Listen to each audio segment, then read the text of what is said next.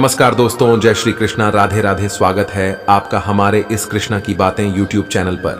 भगवान श्री कृष्ण बोले, हे अर्जुन, इस समय तुम्हें यह भ्रम किस कारण से हो गया? क्योंकि इसका अभ्यास न तो महापुरुष करते हैं, न स्वर्ग की प्राप्ति होती है और न अच्छे कर्म ही होते हैं। इसलिए हे अर्जुन, नपुंसकता से ग्रस्त मत हो। हृदय की क्षुद्र कमजोरी को त्याग दो और युद्ध के लिए खड़े हो जाओ।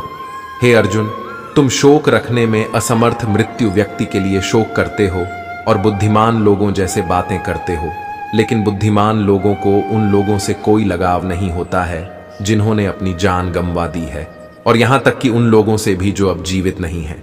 हे अर्जुन, सर्दी, गर्मी और सुख दुख को जन्म देने वाली इंद्रियों और विषयों के संयोग की उत्पत्ति नाशवान और अनित्य है, इसलिए तुम इसे सहन करो। जो इस आत्मा को हत्यारा मानता है और जो इसे मरा हुआ मानता है, वे दोनों नहीं जानते, क्योंकि यह आत्मा न तो किसी को मारती है और न ही किसी के द्वारा मारी जाती है। यह आत्मा न तो किसी समय में जन्मती है और न ही मरती है, तथा बार बार जन्म लेकर पुनः जन्म लेती रहती है, क्योंकि जन्म का यह नृत्य अनादिकाल से प्राचीन है, और चाहे शरीर मारा जाए या न मारा जाए, यह निरंतर जीवित रहता है। जो व्यक्ति आत्मा को अविनाशी, नित्य, अजन्मा और नित्य मानता है, वह किसको कैसे मरवाता है और कैसे किसको मारता है। भगवान श्री कृष्ण कहते हैं, आत्मा सबके शरीर में सदैव अमर है, इसलिए तू सभी प्राणियों के लिए शोक करने योग्य नहीं है। या तो तुम युद्ध में मारे जाओगे और स्वर्ग जाओगे, या युद्ध जीतकर पृथ्वी का राज्य भोगोगे। इसलिए हे अर्जुन, तुम युद्ध के लिए दृढ़ हो जाओ। जय पराजय, लाभ हानि, सुख दुख को समान समझकर फिर युद्ध के लिए तैयार हो जाओ। इस प्रकार युद्ध करने से तुम्हें पाप नहीं लगेगा। आपका अधिकार सिर्फ आपके कर्म में है, उसके फल में नहीं।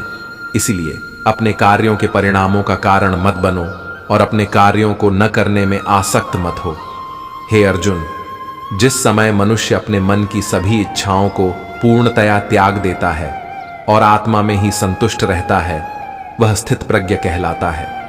जिस साधु का मन दुख पाकर भी उद्विग्न नहीं होता, जो सुख की प्राप्ति में सर्वथा विरक्त है, तथा जिसका मोह, भय तथा क्रोध नष्ट हो गए हैं, वह स्थिर बुद्धि वाला कहा जाता है। इसलिए साधक को उन सभी इंद्रियों को वश में करके ध्यान में लीन होकर बैठना चाहिए, क्योंकि जिसकी इंद्रियां वश में होती हैं, उसकी बुद्धि स्थिर होती है। अर्जुन, जो कोई भी व्यक्ति जिस किसी भी देवता की पूजा विश्वास के साथ करने की इच्छा रखता है, मैं उस व्यक्ति का विश्वास उसी देवता में दृढ़ कर देता हूं। वह व्यक्ति जो सभी इच्छाएं त्याग देता है और मैं और मेरा की लालसा और भावना से मुक्त हो जाता है, उसे अपार शांति की प्राप्ति होती है। जो होने वाला है वो होकर ही रहता है, और जो नहीं होने वाला वह कभी नहीं होता। ऐसा निश्चय जिनकी बुद्धि में होता है, उन्हें चिंता कभी नहीं सताती है। मनुष्य को परिणाम की चिंता किए बिना लोभ, लालच और निस्वार्थ और निष्पक्ष होकर अपने कर्तव्यों का पालन करना चाहिए। मानव कल्याण ही भगवत गीता का प्रमुख उद्देश्य है।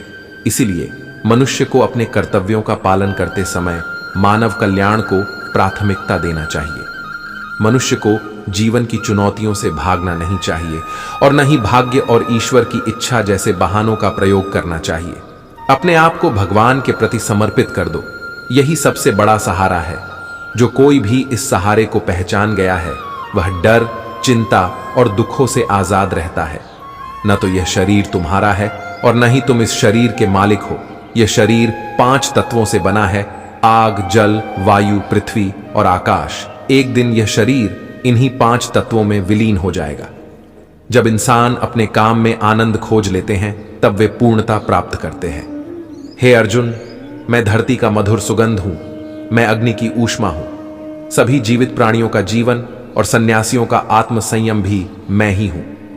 मन की गतिविधियों, होश, श्वास और भावनाओं के माध्यम से भगवान की शक्ति सदा तुम्हारे साथ है। जिस प्रकार अग्नि स्वर्ण को परखती है, उसी प्रकार संकट वीर पुरुषों को।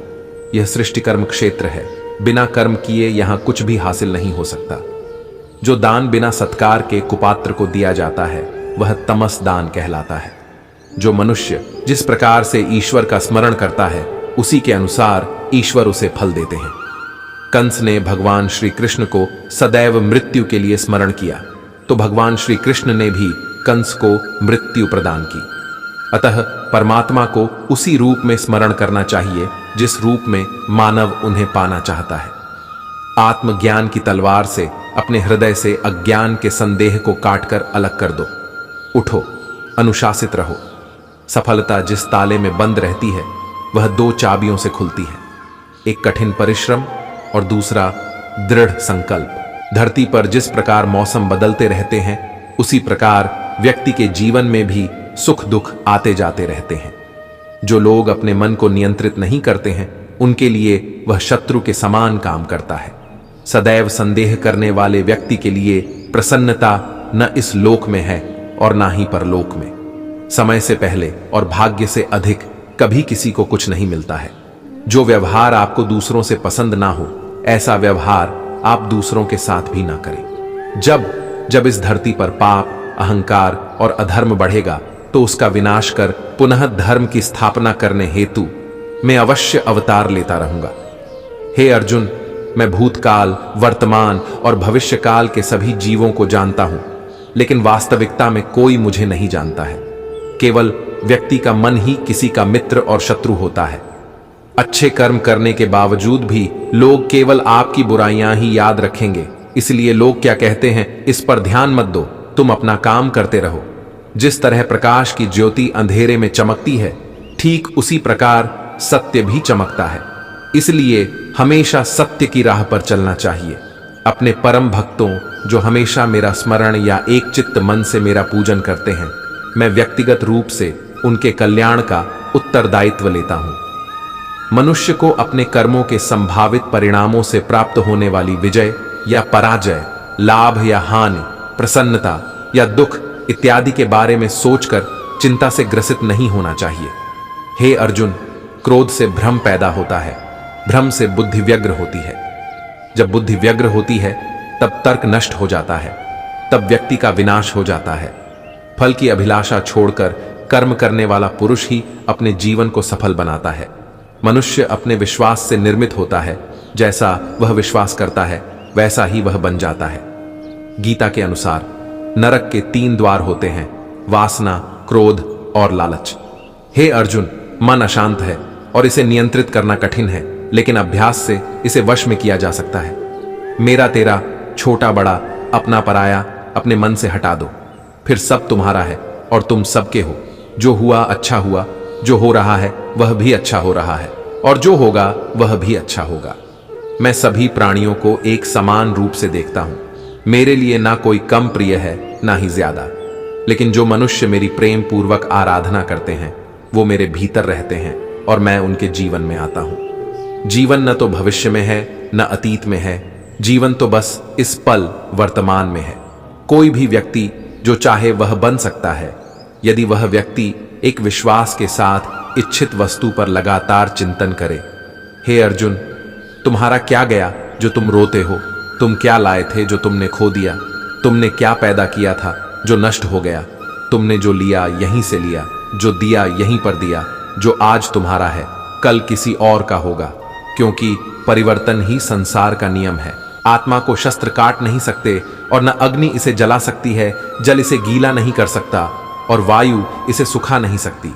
आत्मा किसी काल में भी न जन्मता है और न मरता है और न यह एक बार होकर फिर अभाव रूप होने वाला है। आत्मा अजन्मा, नित्य, शाश्वत और पुरातन है। शरीर के नाश होने पर भी इसका नाश नहीं होता। जन्म लेने वाले की मृत्यु निश्चित है और मरने वाले का जन्म निश्चित है। इसलिए जो अटल है, अपरिहार्य है, उसके विषय में तुमको शोक नहीं करना चाहिए। जैसे इस देह में देही जीवात्मा की कुमार, युवा और वृद्धावस्था होती है, वैसे ही उसको अन्य शरीर की प्राप्ति होती है। धीर पुरुष इसमें मोहित नहीं होता है, जो खाने, सोने, आमोद प्रमोद तथा काम करने की आदतों में नियमित रहता है। वह योगाभ्यास द्वारा समस्त भौतिक क्लेशों को नष्ट कर सकता है।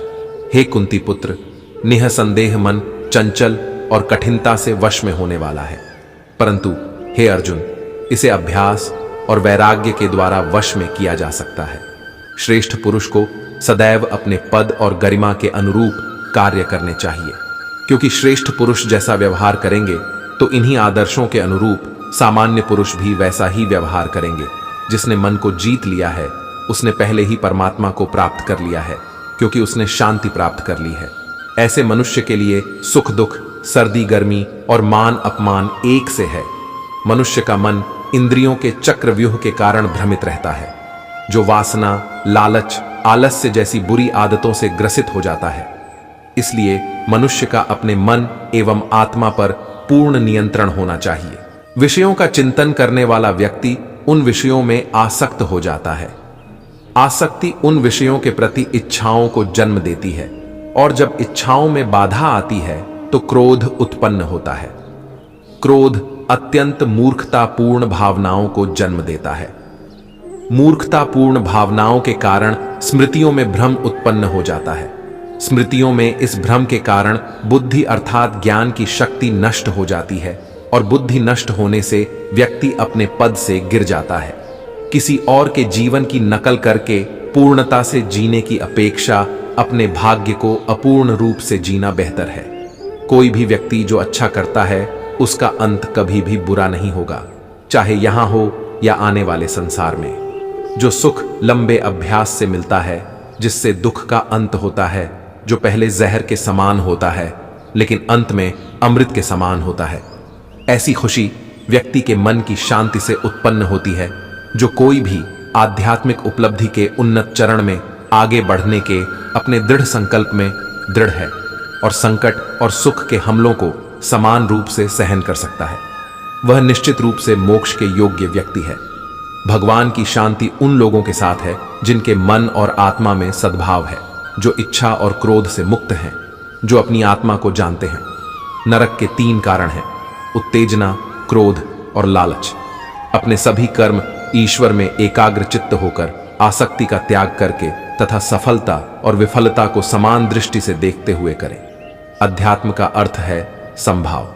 जिसने घृणा को त्याग दिया है, जो सभी प्राणियों के साथ दया और करुणा का व्यवहार करता है, जो हमेशा शांत रहता है, दर्द या सुख से अप्रभावित रहता है, मैं और मेरे से मुक्त है, आत्मनियंत्रित, दृढ़ निश्चयी और धैर्यवान, जिसका पूरा दिमाग मुझ पर केंद्रित है।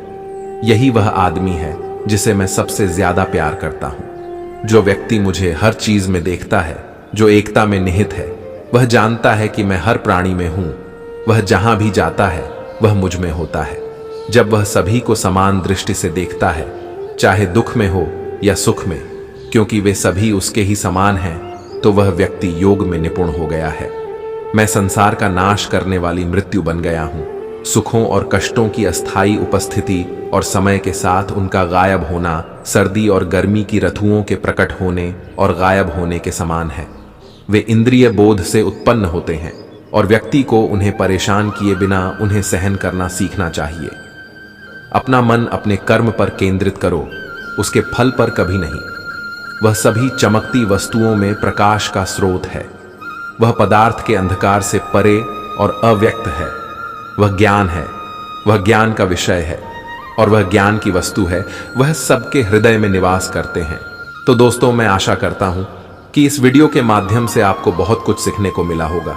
तो दोस्तों, अगर आप हमारे इस चैनल पर नए हैं तो कृपया चैनल को सब्सक्राइब जरूर करें, और वीडियो को शेयर, लाइक, कमेंट अवश्य करें। और दोस्तों, कमेंट बॉक्स में सच्ची श्रद्धा से जरूर लिखें। जय श्री कृष्णा। राधे राधे। वीडियो को अंत तक देखने के लिए धन्यवाद।